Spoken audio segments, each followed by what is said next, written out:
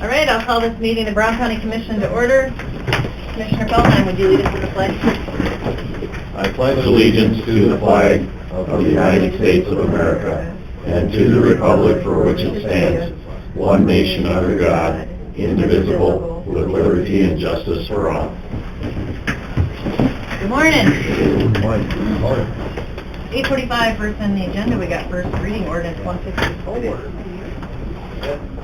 and 155. This one, applicant Debbie Maryland, looking to go from Agricultural Preservation District to Mini Ag. Legal address is lots 1 and 2, Marsnell subdivision in the southeast quarter, southwest quarter of section 25, T123 North, R65W of the 5th PM in Brown County. Move it. Moved by Sutton, Second. second by Feldheim. Any discussion on that change? All in favor say aye. Aye. Opposed nay. Motion carries. We have ordinance 155. This is another rezone. Applicant David Reeder, looking to go from Agricultural Preservation District to Mini Ag. Legal address is lots 1 and 2, first subdivision, Larson Outlot 1, in the southwest quarter of section 24, T122 North, R64 West of the 5th PM in Brown County. So move. Second. Motion from Fikert, second from Sutton. Anyone here to speak on behalf of that one? All in favor say aye. Aye. Opposed nay. Motion carries. On to our next agenda. Hey, you did really good on that. 2 minutes. You must have been practicing. Timed it. Yep. Public hearing on the granary transfer. Is anyone here to speak on that? We're taking public testimony, or anybody pro, for, against? I'm for it. And Patty, who did you bring with you today? Well, Kathy Johnson, who is John C.'s daughter, who is our Thank you. Thanks for joining us. benefactor. She is here to participate in the process. And then Carmel Hyde, who is our foundation president, Dakota Prairie Museum Foundation. And Jan Erickson, who is a member of our foundation board as well, and also a volunteer, well, they're all volunteers really, all volunteers, at the museum to come and support the process. I'm glad the family's in favor, and hopefully we can do great things out there and name new owners, or, by transferring it. Thank you. Yeah. Anyone else like to speak on behalf of that? I will move the resolution. I'll Okay, second it. We got a motion from Sutton, second from Fikert. Any other discussions, questions on what we're doing? All in favor say aye. Aye. Opposed nay. Motion carries. Thank you guys for attending. Appreciate that. Thank you. Thank you. Appreciate making the process Mhm. simple. Thank you very much. Well, you better take help, so. Okay. Thank you. Good luck and thank you. Thanks, Kathy. Thank you. Should we See do you a couple every of your morning. items? We have minutes from January 14th. Move. Second. Motion from Sutton, second from Weiss. Questions or changes on the minutes? All in favor say aye. Aye. Opposed nay. Motion carries. Claims and payroll. Move. Second.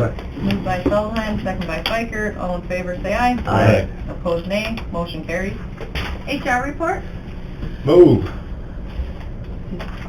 Motion from Fikert. Is there a second? Seconded for Second discussion. from Sutton. Discussion purposes on HR report.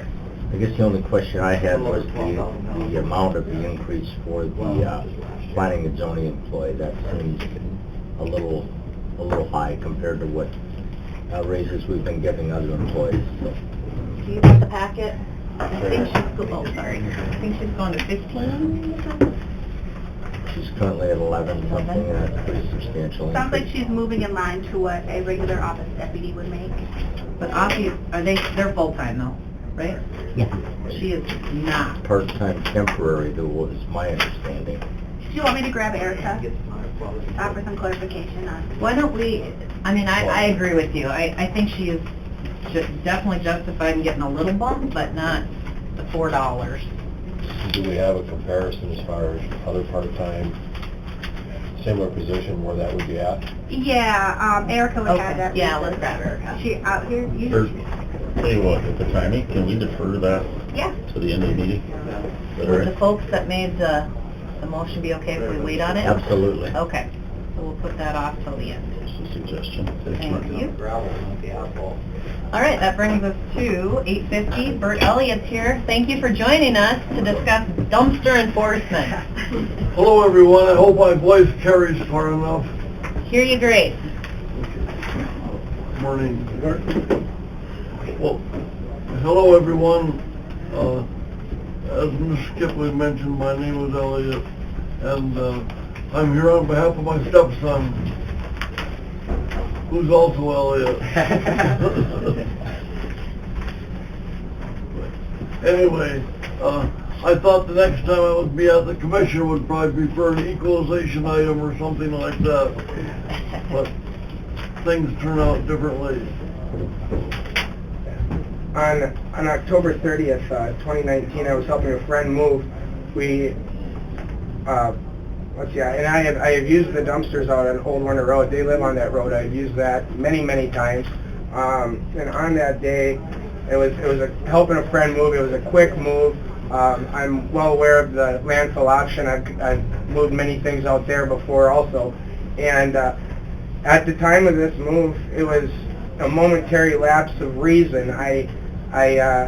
My friend said, should we take this to the landfill? And I said, no, there's no electronics here. We can use the Old Warner Road dumpster. So we went, dumped the stuff off, did a quick move, and then the sheriff came. It was Bert's vehicle and trailer. The sheriff came to, deputy came to their residence. They called, they left a card. They called back, and we spoke with the officer. I spoke with the officer. I said, no problem, I'll go back. Whatever is left, I will haul out. And the next day, October 31st, I went back, and all of that will be seen on the surveillance cameras. I went back, I took what I had dropped off, what was left. The majority of what I had dropped off was picked through.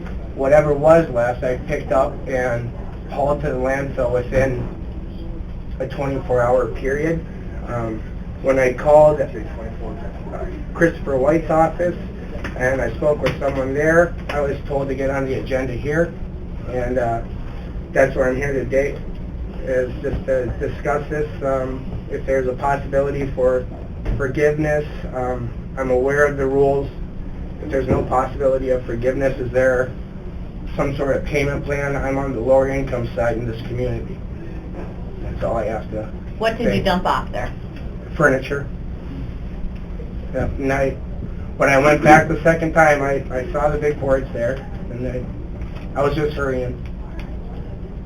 Could I explain what the procedure is? Sure. Like we came up with, Mike actually did. But what we do is, they have cameras, of course. If we get a complaint, he looks into it, he sends the pictures and everything over to us, and we go to the possible suspect, talk to him, interview him, then we give him the state's attorney. State's attorney issues, I believe he has right there.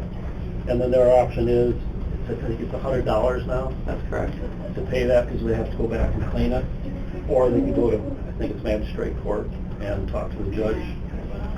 That's the procedure that the state's attorney and landfill and the sheriff's office came up with probably, how many years ago? 2013. So that's the procedure, just so you know what it is and how we do it.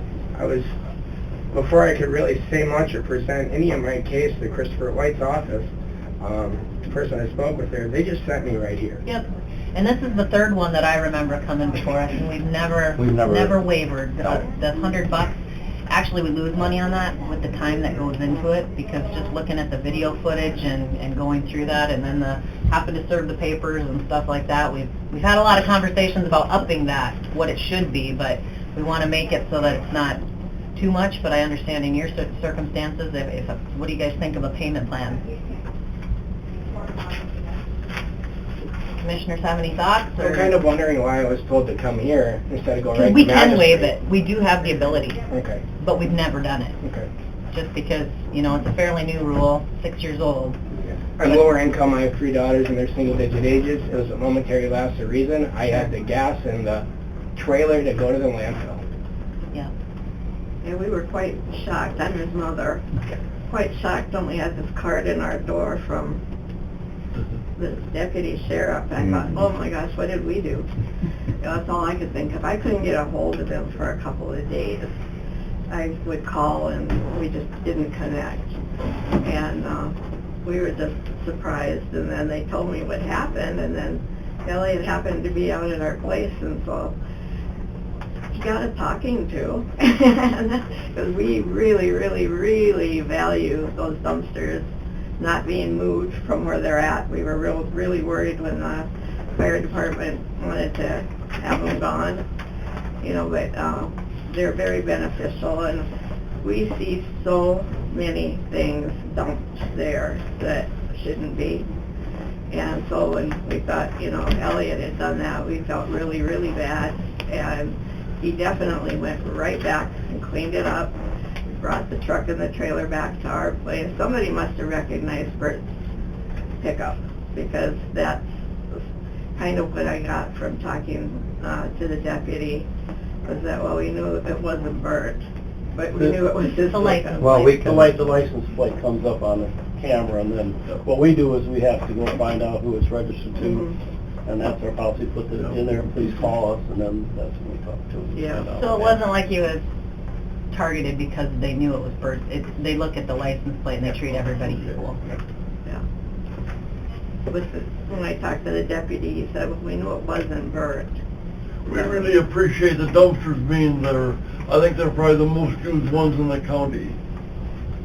But there are so many people that dump stuff there that shouldn't be dumping it there. And we've even called stuff in ourselves if we've seen somebody, you know, putting mattresses and all this other stuff that gets dumped in there. Hydro-bed frames are pretty popular. And we try and follow up. Yeah, we with do most get a of lot those. of reports, especially like sends them to us. If I can view the plate, it'll get turned in. And I think And I have called and talked to him before, and I said, you know, why isn't it more enforced? And he said, well, we'd rather have them dump in there than in the ditches all around the county. So. You had mentioned a payment plan. What are you thinking? I mean, 4 payments, 25? and I guess that's, you know, the fine gets paid. I guess it's a matter of time. I realize your hardship. I guess, you know, I don't know if we've ever set anything up on payments, but I don't see any harm in it unless somebody sees something different than I do. I understand the goal of any discipline system is self-discipline, because you want people to stop at the stop sign even when the policeman is not standing there. Since we started this fine of the $100, we've issued about 126, so that's over $12,000 worth of. we get it keeps us. It's a process. It's unfortunate, but it is. You know, and I think that we don't want them all of a sudden, and now we go out and the ditches out and other places in the dump site. But I'm not sure that it sounds like it's much of a moneymaker, because the amount of time that it takes It's not a money to process the whole thing, it's not a moneymaker. And the problem is, it's kind of a catch-22, because on one hand, if you don't do some enforcement, Right. it's exactly what's going to happen. You're going to have it all over the county, and then the guys that go out and try to get those dumpsters dumped into the garbage trucks, they can't get the stuff in there because it's too big, and then the landfill ends up going out and picking it up. So, I mean, We're out twice a week Yeah. doing cleanup at the site. And I think if nothing else, this is an education process for the public in that they need to use the dumpsters, but use them correctly. I think that's the whole message there. it's a real common sense approach. And I always do use them correctly, except for this one time it was a momentary lapse of reason. And I wanted to come and present my case, Yep. and at least I tried. Yep. No good deed goes unpunished. So Elliot, are you thinking $25 over a month or 4 months, or how often do you want to make A month. those payments? 1 month, so 1 a week for 4 weeks? Did you make that a motion, Monthly Doug? payment. No, I just 4 months. wanted to Pay see it out his in thoughts quarters? where do you go? 4 months, for $25. I would make a motion that we accept the $25 a month for 4 months to pay the fine. I'd second it. Okay, we've got a motion from Feldheim, second from Pikert. Any questions on the payment plan we're setting up? And those payments will be directed to the treasurer's office then? Does something have to be set up with them so that they are aware of? We'll take care of Just have it. to look Okay. All right. First Any- payment due date? Should we go February 1st? Does that work with you? Okay. All right, any other questions? No. All in favor, say aye. Thank you Aye. for your Opposed, nay. time. Thanks for Motion coming in. carries. Appreciate you Good to see coming Bert. in. Yep, thanks, Bert. Yeah, it's good to see you, Bert. See you. Okay, next on the agenda, we've got Judy Dosh with maintenance. Let's discuss some storage tanks. Jude, are you with us? How are you this morning?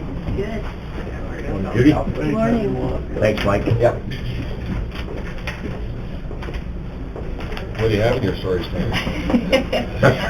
Nothing right now. Don't even have them. We need to buy some? Okay, what do they need for? Well, I'm starting to write the specs up. I've just about got done for the roof for the courthouse. That's one of the projects that we're going to be doing. So I'm getting those specs wrote. I've been thinking about the storage tanks. That's really for the hot domestic water. I'm going to need a little bit of help with that because there's going to be lots of engineering things I'm going to need to know. So I put a call out to Travis at Miller, and he told me that he would help me do all that and kind of do the whole bidding process and everything for $7,500 plus the action plan. Who's Travis Miller from Miller. And this is to store what? Domestic water? Or For the building. for the building? Yeah. Why? Well, he'd like to stop and see my tanks that we do have now, and then 65 and it's really bad. Where is it at right now? On the In the roof? boiler room. Oh, it's in the boiler room. Bubble gum doesn't plug the holes anymore? Well, yeah, it needs to be taken care of before I have a emergency and I can't. How do you get it into the building? How would they get a storage tank into the building? We're gonna do two instead of one. We're gonna do two storage tanks instead of one. So they're smaller? Yeah. And they'll be up on the roof. It varies, you can get all different sizes. What's in there now? Probably about 250. And it's for the boiler system? Nope, for our domestic hot water. So why do you need an engineer to, Well, I need the pump sizes and the piping and all that kind of stuff. well, what's wrong with what we've got? That Just- has to all come out. Well, you can't just put a new tank in, you gotta put the pump, plumbing and everything in. Yep, because all the plumbing is up in the ceiling now, and I need to bring it down to where my tanks are going to be. And So the 7,500 is just for the engineering? It'll help me through the whole process. He'll do everything, just like if we would be, we have to go to the full bid process, so, he'll work with the guys and take care of all their questions and all that kind of stuff. Just like when we get an architect going with his mechanical. Are they the only ones in Aberdeen that do it? Well, there's other ones that we can, you have them come in by traveling and all that kind of stuff, so that always costs them a little bit. But in Aberdeen? I only know it. So this isn't something that just the plumbers in town. I've called out to the plumbers and asked, like, for insurance won't let them, because if they do something wrong, then they're liable, because they helped. So what's your estimated cost of the finished project? Well, I have, the finished project, I'm gonna say, $45,000 to $60,000. Wow. So you store the water before it goes into the hot water heater? No, the hot water heater, and it puts it into the storage tank so that we have enough hot water for all the jail for the whole complex. I see. So it's actually hot water tanks? Hot water, Tanks. hot domestic. I just didn't understand how the Right. process worked. And they're used only in case of emergency? No, they're used all the time to keep Okay. us that we have enough hot water for everybody to shower, for dishes and all that kind of stuff, plus for the whole complex. So this is a heavily insulated tank? Yes, it is. Yeah, exactly, I've seen it, now you say that, remember. They don't know the answer. Well, it sounds... And if you guys want to come and look and see what I'm replacing, I'll certainly, if you want to do it after however you want to do it, if you want to see what I'm doing. So we're gonna go, what, 250-gallon tanks in instead of just the one 250? No, be one, it'd be like maybe 100, depending on what I get, maybe 160, possibly the smallest. So if I go with 260, I'm actually got 320 gallons of water, which is better than the 250. And it isn't any more reasonable just to put a bigger hot water heater in or something like that for more storage? I guess I'm just, thinking along the lines of, if you have a larger hot water heater, is it necessary to have these storages? I have a large commercial hot water heater. Is it cheaper to put 2 of those in? Add another one of those rather than the tanks? Maybe eliminate some of the additional plumbing necessary. Well, I can check that out. I guess this is kind of an education process for us too. I mean, Yeah. don't they make these really big, high efficiency hot water heaters? I mean, what do they do? I do have that. Yeah. You do have it, but you still need that storage. Yep. Like some of these bigger hotels have to have, Well, the capacity. for- Minnehaha County, Pennington County, their jail facilities, what do they have these storage tanks too then? I mean, I really don't know what anybody else has, and probably in the jail, they might have all their, the hot water and all that kind of stuff, over in their building. Everything is over in this building and sent to the jail. So that's what it is. I mean, we do have a hot water heater, we have 2 hot water heaters at the jail, but this one here is the one that does the whole complex, and like for the jail showers and all that kind of stuff.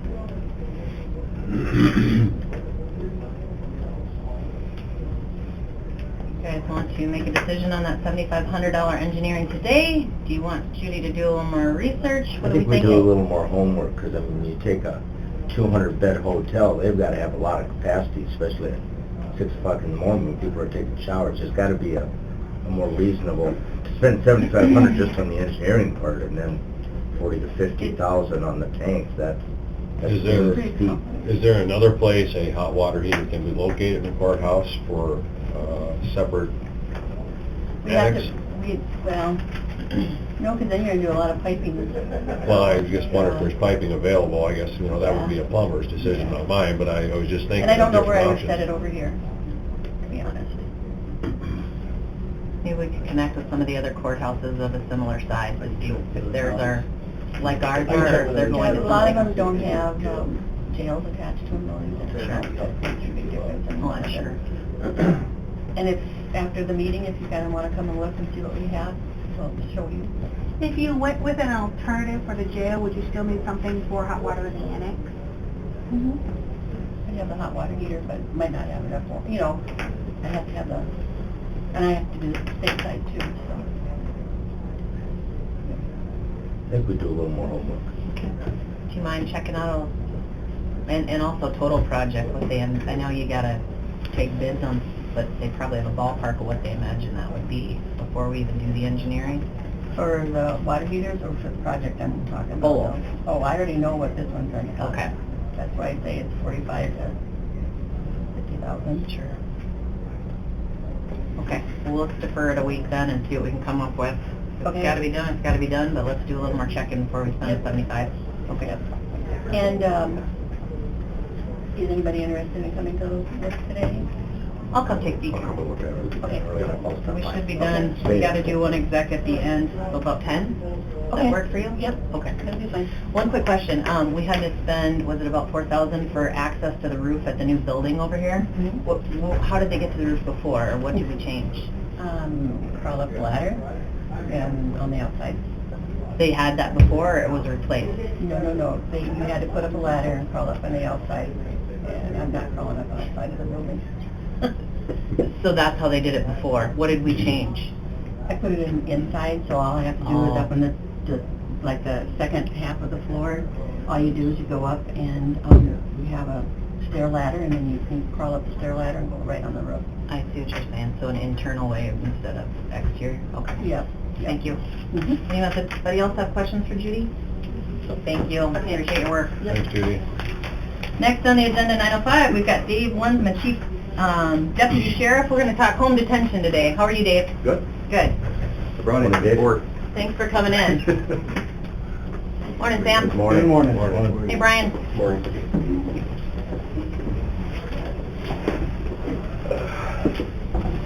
How are you guys today? Good over yourself. All right.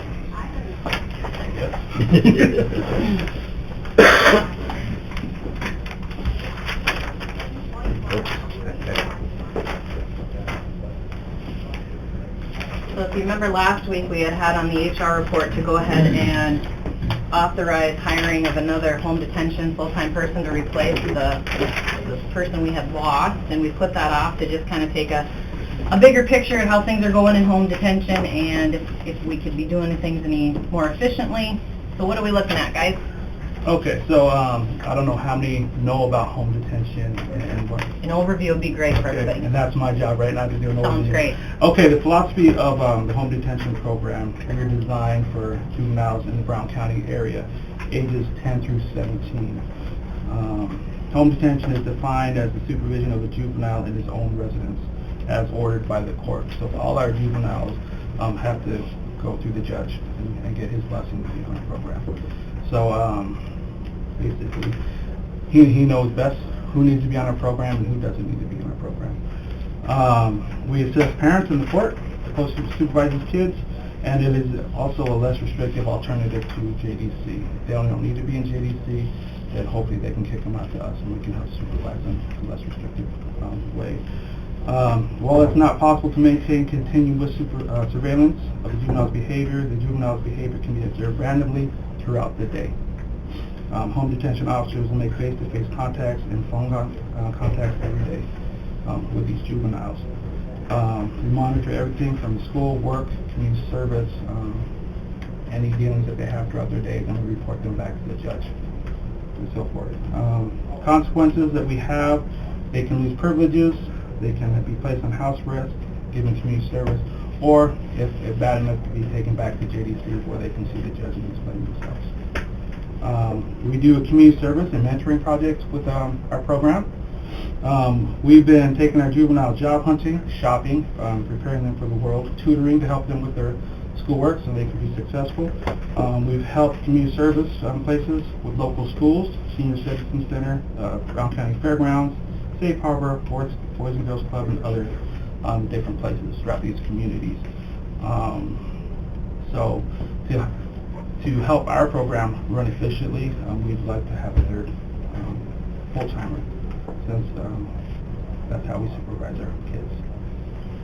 And the numbers that you have in front of you are just something that I pulled together off of juvenile detention, or the home detention list that's sent out every week. And then I also grabbed the probation list when I had it sent to me to show you the numbers. So, like, the total juveniles is the total number of juveniles that were on that month. They, depending on how long they were on, they were probably crossed over into the next month a little bit, but for the most part, that's how many different juveniles were on the program. And then pre-adjudicated is when, the first row there after that, and then post-adjudicated. And then the last row of numbers is the juveniles that were on probation, and that's off of the probation list that I got. From the state folks? Yes. So, and then when you see the in parentheses with, 3 or with 1 on both, that is juveniles that are on post-adjudicated that committed new crimes. And that's just going off of emails from court and stuff like that. That's not a true, accurate consensus, because sometimes they're held in JDC, they have a detention hearing, but then they waive their 5 days, and then they just handle that new charge or something at that point in time too. Maybe this is a good time to get, Judge Tony Porter has got a really busy schedule today, so maybe we can get him in while we got an opportunity real quick. Yep. For those that haven't met him, Judge Porter, we appreciate you joining us. Thank you. Sure. Do you want to ask a comment? Yes. So I was visiting with Mark and Dave, and just trying to, they were trying to get a better grip on the idea of home detention, pre-adjudication, post-adjudication. So it helps a little bit to use maybe the terminology from adults. Pre-adjudication means people who are on bond. So if you want to think in the adult, they haven't gone to trial yet, they haven't pled guilty, they're on bond. They're still waiting for their day in court. Post-adjudication means they've come in, they've admitted what they did wrong, and they were sentenced. Okay, so that's the difference here. The question was, are we using home detention on people, on certain juveniles that are post-adjudication. In other words, they've already been placed on probation by the court, but they're also being supervised by home detention. And so I had a conversation then with Mark and Dave about, you know, how many kids does that apply to and why are we doing that? So obviously we can't use names, but I just looked at the report, the home detention report as of January 13th. There were 6 kids that were post-adjudication, so they're on probation, but they're also being supervised by home detention. And I'm just kind of made a couple notes just to kind of explain how that happens, because we get these kids that are on probation already, but they're still struggling, they're still having issues, so they're kind of post-adjudication on what they did first, but they're pre-adjudication on the next thing, you know, the next crime or the next thing that's happening. So the first one was out of control at home and school, physically aggressive at both home and school, and a petition for revocation had been filed by the probation officer. The probation officer asked for home detention to help supervise until we can get to that next hearing to make sure nothing else is happening, or at least minimize it. The second juvenile would be someone that we were supervising for another county, so I don't know as much about this juvenile. This juvenile has an extremely long history, including aggravated assault, and so I assume that's the reason that the probation officer said we need some more assistance there. This was quite a criminal history, but it wasn't with me, so I can't speak to that as in much detail. The third person, also revocation had been filed. While on probation, they were found to be using meth multiple times, methamphetamine, and also sexting pictures of herself to others. And so the probation officer asked for some additional help. The fourth person, revocation also had been filed. There was multiple suspensions from school, and this person had been failing all of their classes. The fifth person was an individual that had been in JDC for a number of weeks, had eventually admitted a revocation and was just placed on the intensive probation program, so the supervision was upped.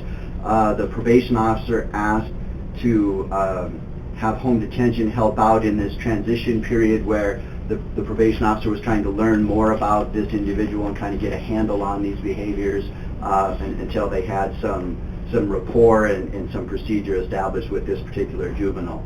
And then the last person had multiple runaways, both before being placed on probation and after probation didn't seem to cure that effect. The juvenile would just disappear for days at a time. A lot of concern about what was happening to him in the meantime. There had not been a revocation filed at that time, but we had used home detention as well as electronic monitoring, meaning an ankle bracelet to help us try to keep an eye on where this person was so that they weren't falling victim or committing more crimes while they go on these little sprees where they're AWOL. So those are the situations as of that report, that we had people that were post-adjudication, but the court was asked to help provide some additional supervision by using the home detention program until we could get to the next stage in the proceedings and up the supervision, you know, at that time. I have to go back to court. I apologize, but I'd be happy to answer questions. So when you sentence them to home detention, do you choose, is it all or nothing with the supervision, or is there different, this person's not as big of a risk, so we do fewer visitation or contacts, or is it every day, every kid, everybody that's on it? Since I've been handling the juvenile rotation for the last, 3 years or so, used to be an all or nothing. I developed the difference, what we call community monitoring and what we call home confinement. So community monitoring really is where we're taking the place of what parents should be doing.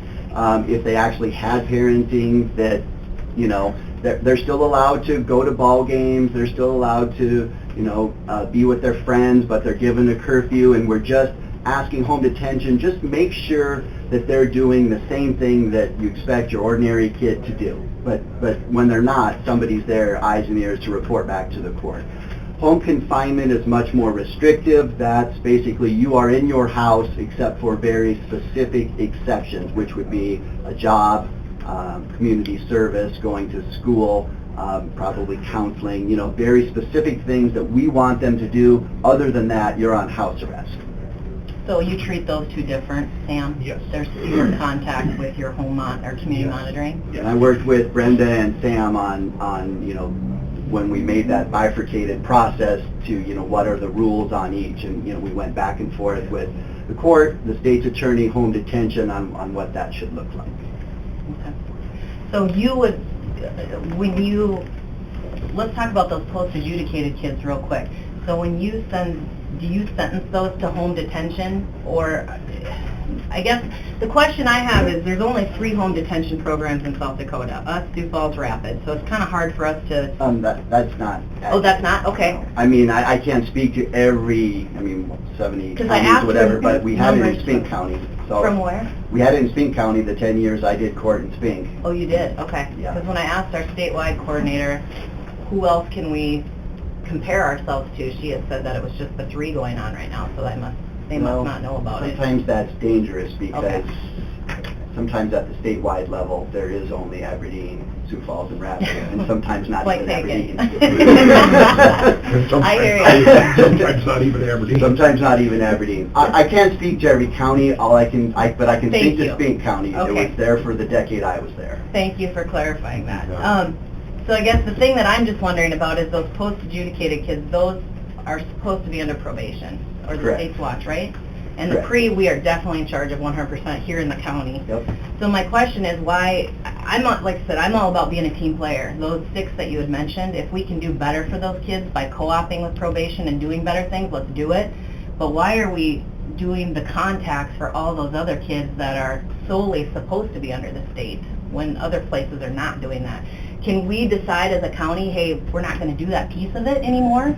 Or who do we tell that, or is that not our option? Is it too late? You can decide that as a county. I'm not here to tell you how to spend your money. I'm here because I'm the person that puts them on these conditions, and so I'm the one who can speak to why they're on those conditions. Gotcha. The problem is that we get these kids that I call, they're kind of hybrid kids. They're not, you can't just say pre-adjudication, post-adjudication, because they may be post-adjudication, but they also may have, again, used meth 6 times and started sexting pictures to people. So they've got new charges. So they've got old things, they've got new things. They're kind of in this middle ground. They're overlapping. They're overlapping, exactly. So it's not so easy to just say one or the other. The other thing is that there's some procedure that's involved. When somebody's having problems, you don't just get to grab them by the ear and drag them in front of the judge and say, now you're on intensive probation. They have to be served. They have to be given right to counsel. They have to be given the right to deny these allegations and have a hearing where they're proven. All of this intervening time, they may be continuing to use methamphetamine, and I can't place them on a higher level of supervision without going through these procedural safeguards.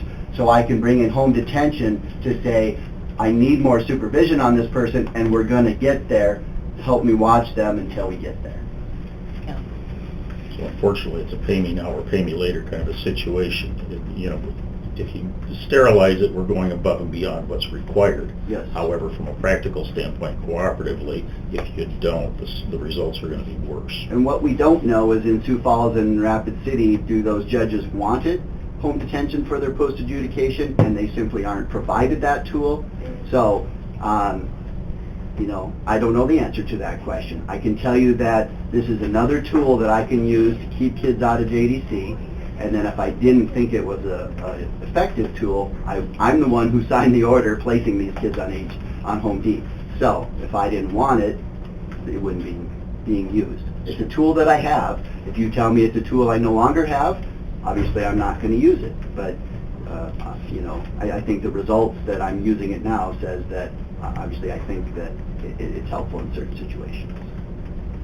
There's a high level of cooperation with probation. It's just their resources and the expectations on what they're doing is Absolutely. So great, right? And I, again, and I can't speak to any other jurisdiction, but I can tell you this, I don't think anyone else in the state cooperates like we do. The court, the home detention officers, the state's attorney's office, probation, we sit down and we talk about these kids every day. Every court session, I should say. And we know who these kids are, and we have open door policy. We talk constantly, sometimes more than I want to talk, but we talk constantly because it's the people, stupid. It's how you get things done. It's a team approach. It's a team approach, and I don't want to do it any other way.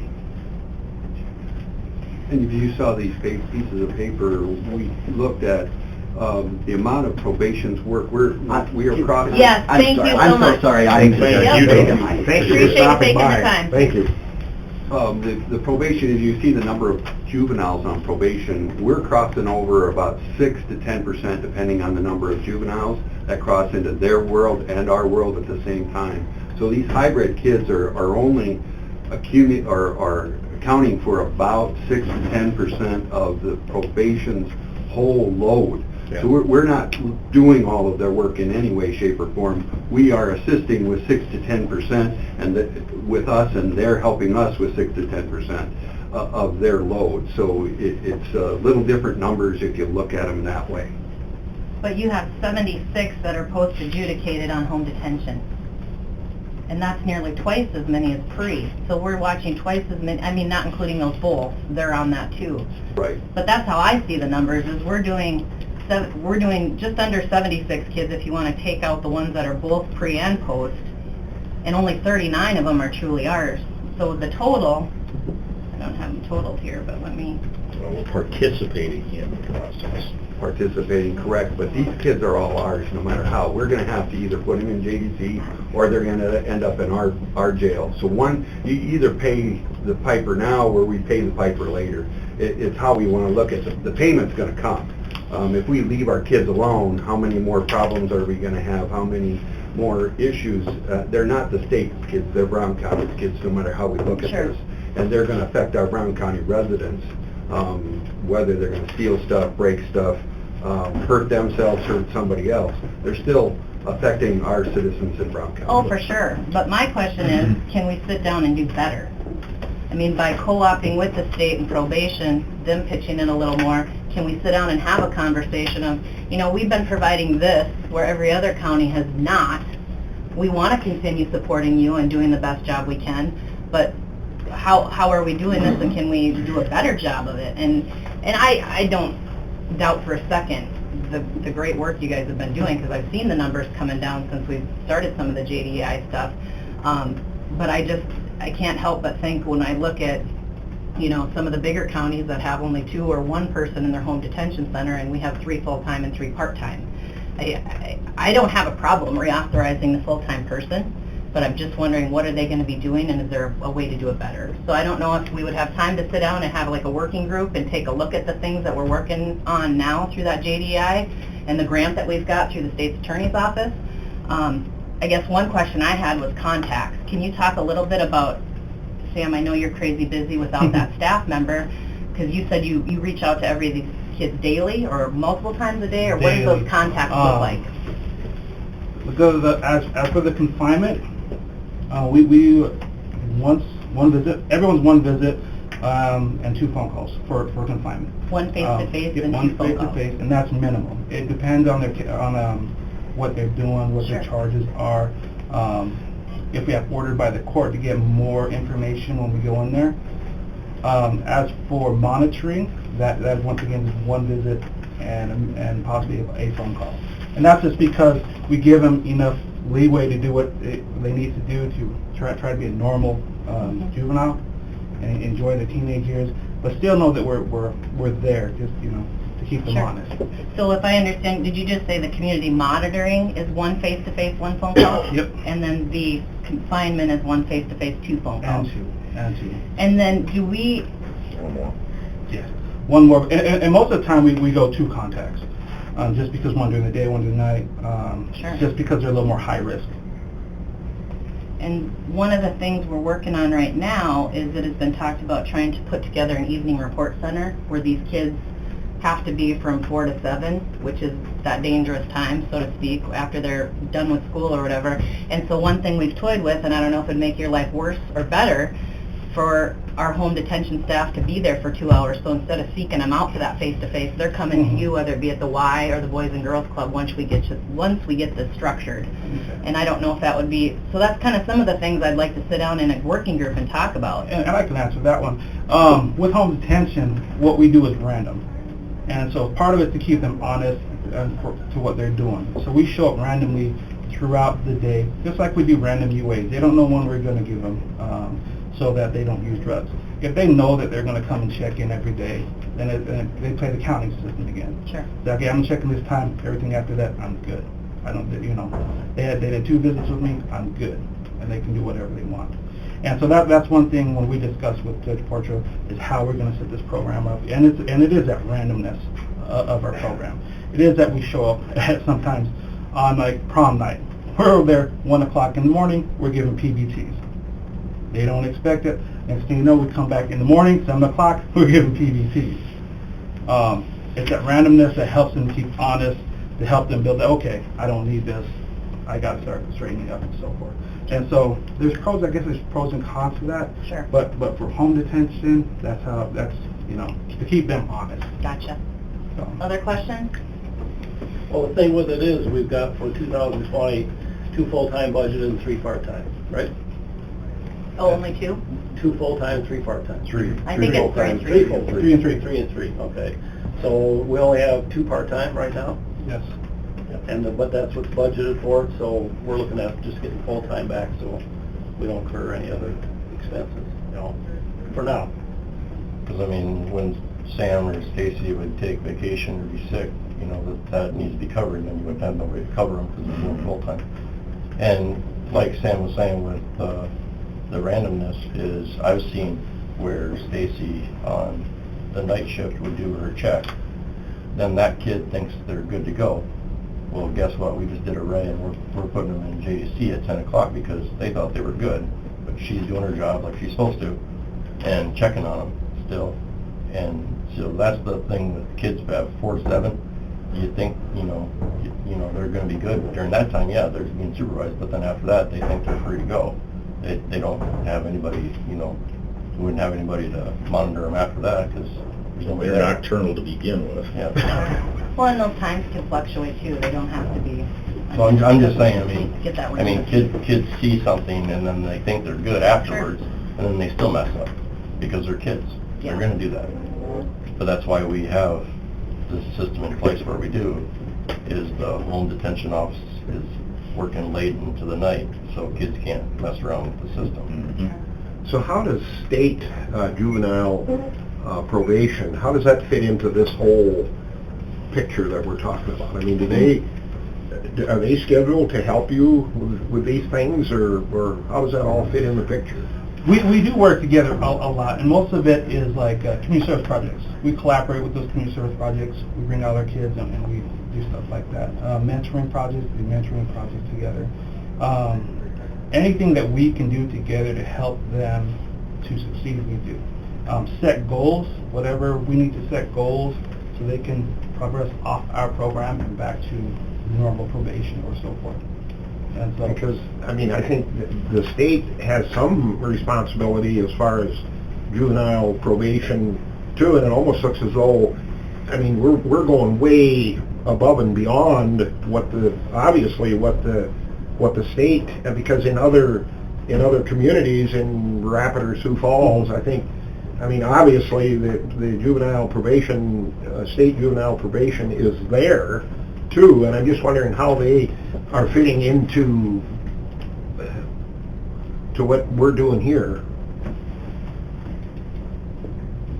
I would bet their recidivism rate's a lot worse than ours too, though. And you gotta look at like what we do here in Brown County. We don't. One of our main options is to keep those kids out of JDC.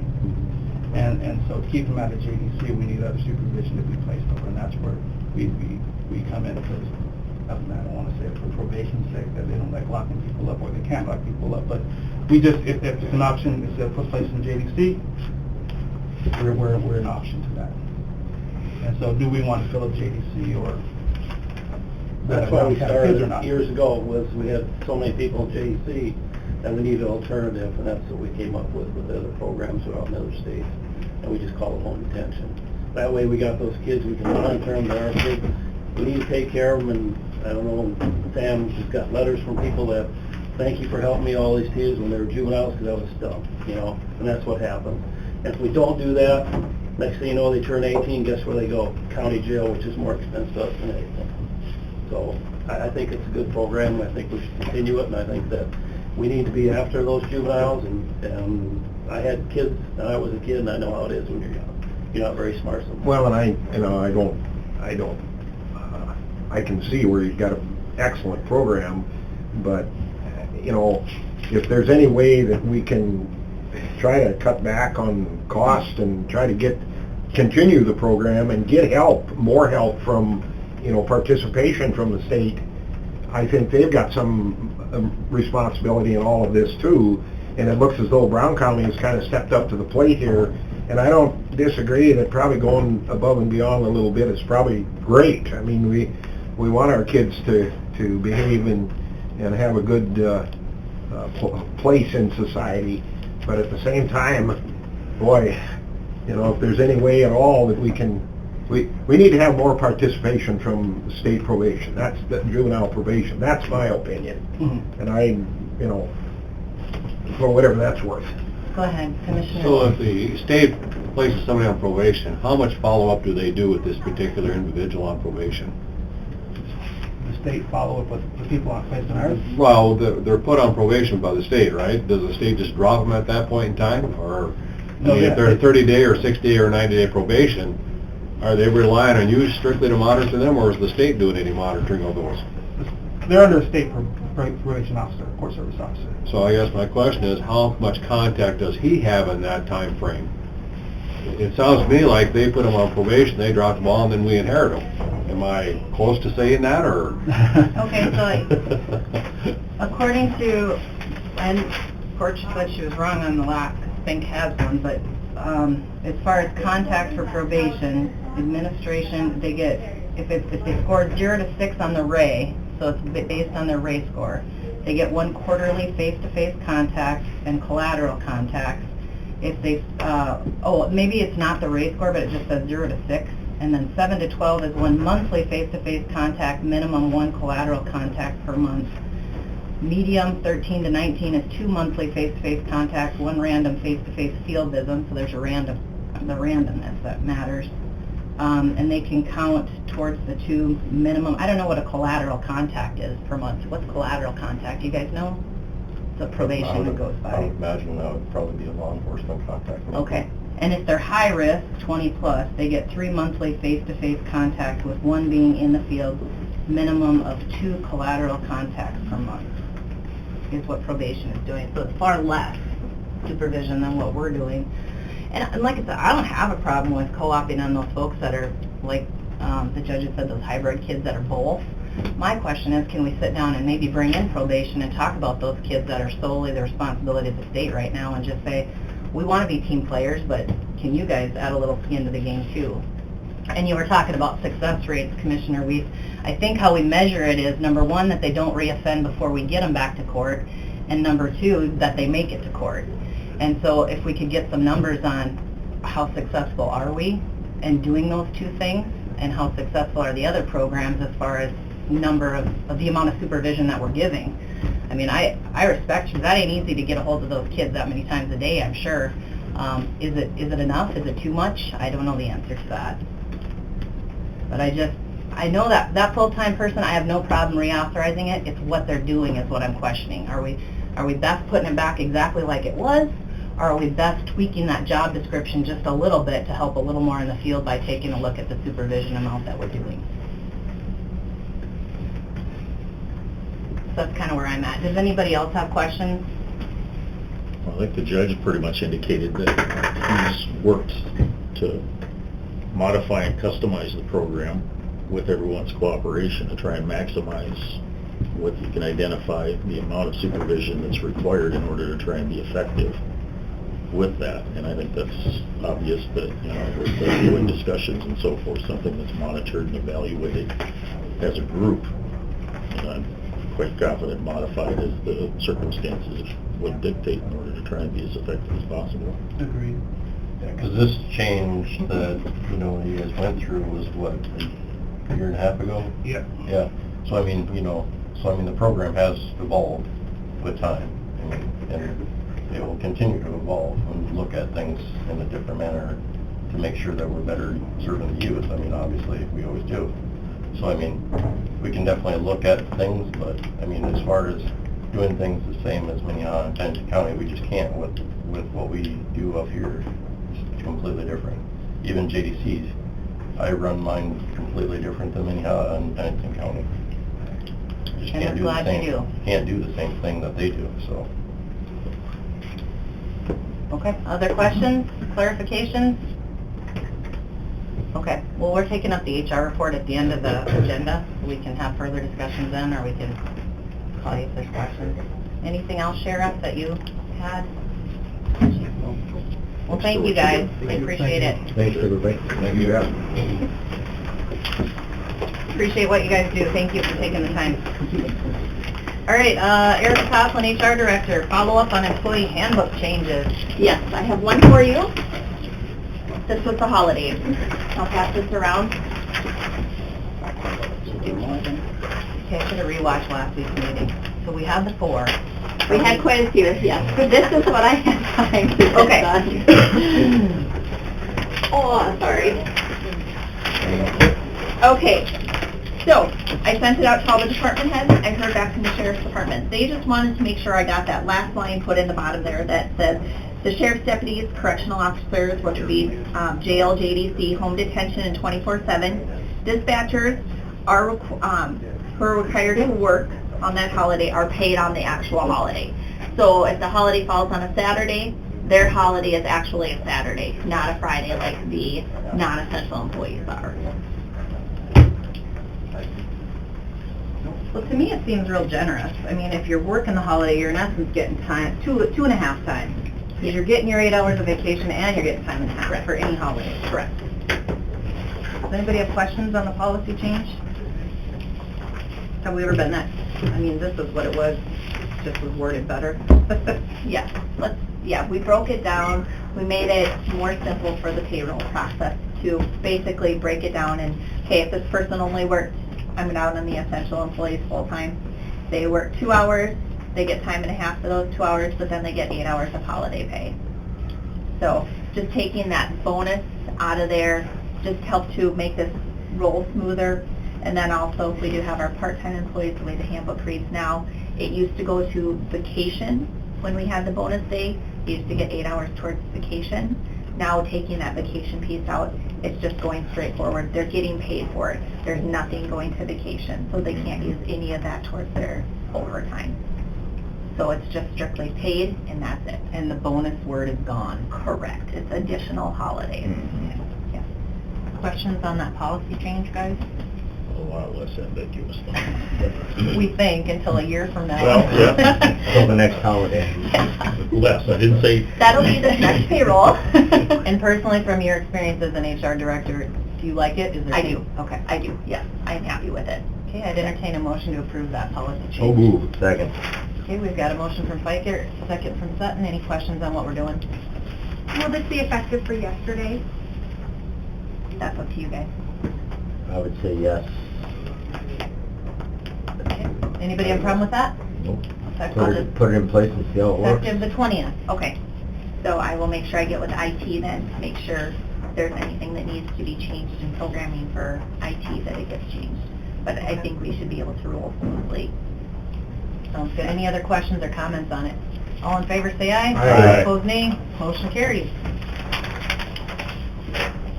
That's all I have for you today. Okay. That's my personnel. All right, I'd entertain a motion to go, do you want to do this list first? Or Yeah, Okay, let's do the list. And then we'll go to your exec. We have sheriff's report, Move. Second. Moved from Sutton, second from Weeds. Questions on the report? All in favor say aye. Aye. Opposed, nay. Motion carries. Quick claim deed. So move. Moved by Pikert, second by Sutton. All in favor say aye. Aye. Opposed, nay. Motion carries. Designation of legal newspapers. You guys see my email about Dakota Press no longer being a official newspaper. Second. Moved by Feldheim, seconded by Pikert. All in favor say aye. Aye. Opposed, nay. Motion carries. Thanks for your work on that. Getting it figured out. Consolidated Board of Equalization. Set up Moved. board. Motion from Second. Sutton, second from Feldheim. All in favor say aye. Aye. Opposed, nay. Motion carries. Fair revenue contracts for 2020. And this will apply for all the contracts going forward. Move. Motion from Sutton, second from Weeds. All in favor say aye. Aye. Opposed, nay. Motion carries. Fair contracts. Move. Motion from Fikert, second from Weeds. All in favor say aye. Aye. Opposed, nay. Motion carries. 2019 contingency transfers. Move. Second. Motion from Feldheim, second from Fikert. All in favor say aye. Aye. Opposed, nay. Motion carries. Homeland Security Regional Review Board appointments. Move. Motion from Sutton, Second. second from Weeds. All in favor say aye. Aye. Opposed, nay. Motion carries. And the only other thing that I had was, do we want to set a date for our Lake Region? We are hosting Oh. in March. Tentatively, I've blocked out March 19th. That works for everyone? My brother's birthday. Thursday the 19th. Should we find a different date then? Community room is available. We thought we'd just cater in down. Do it here? If that works for you guys. It's Thursday. Looks good here. You guys good? February 19th. March 19th. March. 19th. We'll be cabby for work. Mm. For that work. Are you gonna do an 11:30? Oh, the time, I guess, sure. Yeah, ready for the Yes. And I can line up some speakers unless you guys have somebody in mind. That I'm works. thinking probably after the legislator, so. Sounds great. All right. And then we gotta go back to HR report. We were talking about the wages for the part-time in planning and zoning. Do we just wanna put that part off a week? Or do you guys want to just take it out? Or do you want to, Let's postpone the decision on that for a week and give us a little time to Do you want to study. know what she's currently at? yeah, what is she currently? What are some of the other part-time in that particular, What's she getting right now? Like- 1541 or something? No, right now she is at 1193. Okay, and then she was, and it was requested to go to 1541 Correct. or Correct. whatever that was. Yes. The VA assistant, who is part-time also, is at 1193. That's really who's at the exact dollar amount. We have maintenance part-time at 1161, or we have maintenance part-time at 1211. Do we have a part-time treasurer's deputy? I know there was like a Clerical data entry, Lori Goldage, she's over in the treasurer's office, she's at 1591. Home detention part-time employees are at 1506. 24/7 employees are at 1419. Teen court is at 1753. That's where some of those are falling. We have that, right? Is Yes, that what I you just emailed sent us on this the to you step guys. increase? Yep. Can Yep. we look through it for the week and take it up next week? I think there's room for a little bump in there, but I don't know what you guys are, would you guys just want to put it off a week, or did you want to add to I that? think we should. Let's put it off a week. Okay. And then from last week's HR report, they're wanting their full-time over at home detention. I'm an advocate of waiting just a hair more to get some of that data on measuring success and how we want that piece structured, but if you guys want to, you can add it back in if you want. What do you think? Want to wait on that too? I'm okay with putting it back in. So what are we gonna do if we wouldn't replace it? We wouldn't replace that individual? What's Sam will gonna- have some overtime. The way, it sounds like, the way that they're doing those contacts is he's doing a lot of contacts.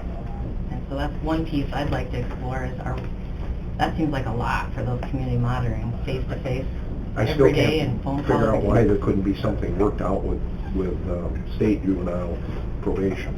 Why aren't those people making some of those calls?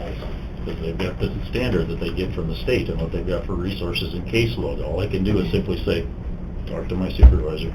And they've So got who- They don't three have the full-time discretion. people. So who is their supervisor? Who is state probation I supervisor? think it's that Greg Sadazon with UJS, right? Aren't they falling under UJS probation, or no? It should, I would think. But that was one of my questions, is how many full-time probation officers are here for just the kids? And it's 3. There's 3 full-time housed in this courthouse, is what I was told. And so are they limited to just Those on that? probation, yeah. And they So those cannot guidelines branch you out read. from that at all? They're not supervising near what we are.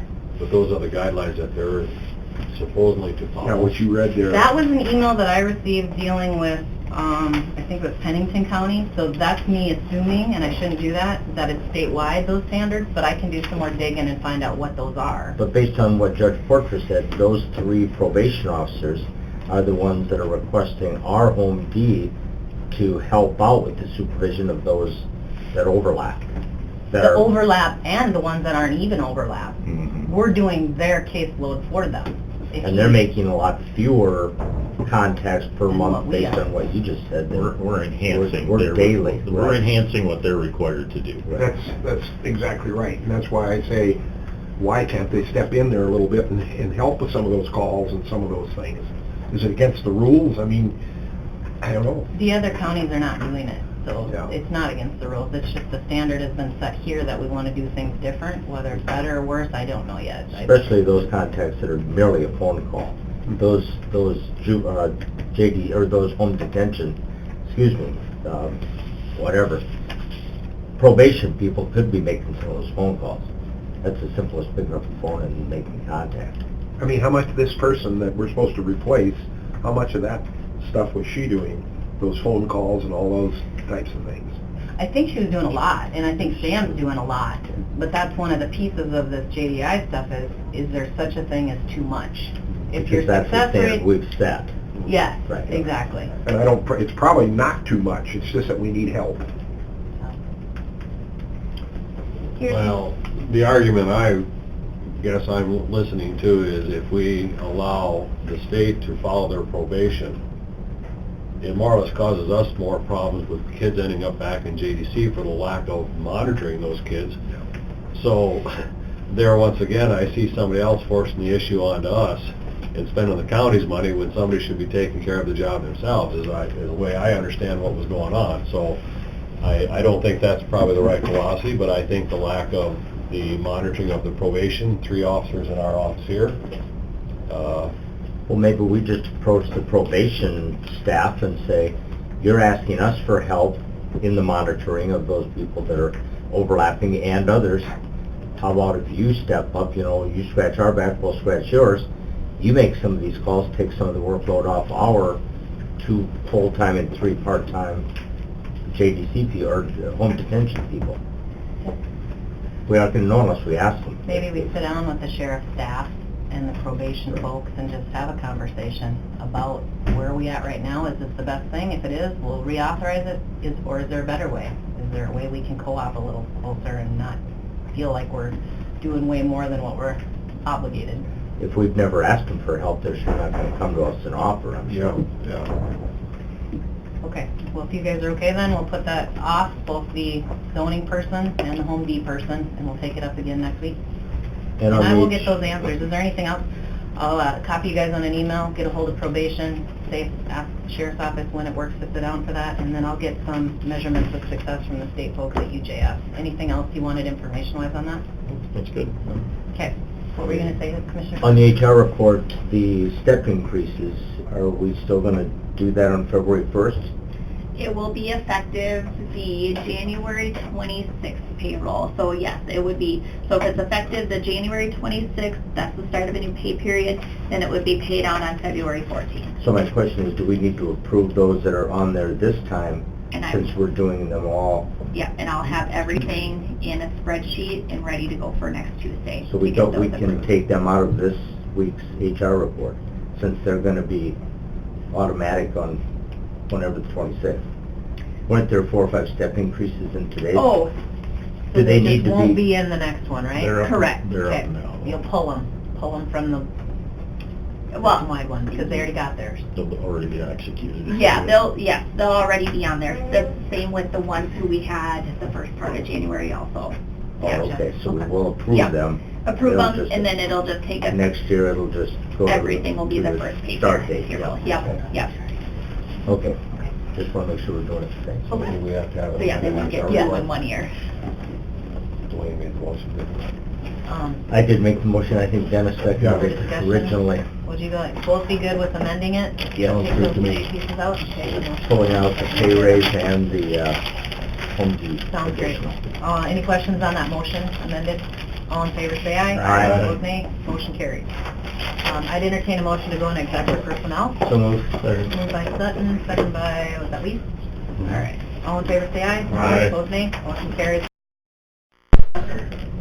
Okay, And we are home out of too. executive session. I don't think any action, right? No. No action as a result of exec. You know where you shouldn't be. Anything else to come before the commission? Any questions from those in attendance? Oh, we need a travel sheet put in the packet so we can mark down our activities for the week. Oh, yeah. And today at, I think is it 1:30 is the county-city joint, just a Right. informal. I can be there if anybody else, I've been attending, so I mean, whoever wants to attend is welcome to. It's at 1:30, Second floor, City Hall. City Hall. I can go too, but if somebody else, does somebody else want to go in my place? We don't have a quorum? If you want to go, Mike, you're... No, I got plenty to do, fine. Doug? Do you want to go or not really? The name, there's me, I mean. If Are you you want to in go, I'll... And I'm kind of the stay same home. way, I mean, you go ahead. Okay. If it- I Well, mean, there's if- two of us. Two of us can be there? Why don't you go Yeah, ahead, Doug? we don't want a quorum. See him often enough. Okay, sounds good. It's informal, just kind Unless of you- discuss whatever I might mean, be on it. Well, I know one of the things. Either way, I'm in town, but I don't... I'll talk about it. Okay. First Anything legislative else to cracker, come before the commission? first legislative Cracker Barrel Saturday. Okay, great. 10 o'clock? Yep. Northern? Yep. You know, I wish the headlines in the paper could have been that Perry supports all county funding instead of vaping, whatever. I'd entertain a motion to adjourn then. So moved. Moved by Sutton, second by Weeds. All in favor, say aye. Aye. Opposed, nay. I don't Motion need carries. that now.